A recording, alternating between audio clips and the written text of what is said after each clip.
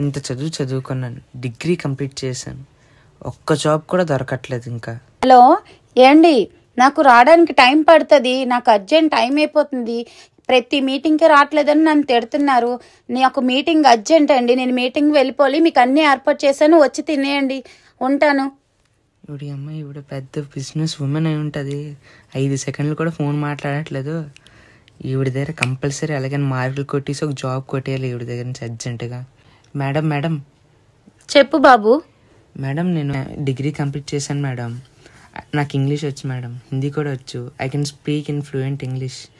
मुझको अभी हिंदी भी आता है, हिंदी में भी बात कर सकता हूँ किसी भी से. ఇవన్నీ నాకెందుకు చెప్తున్నా బాబు, నువ్వు చెప్తున్నది నాకేమీ అర్థం అవట్లేదు.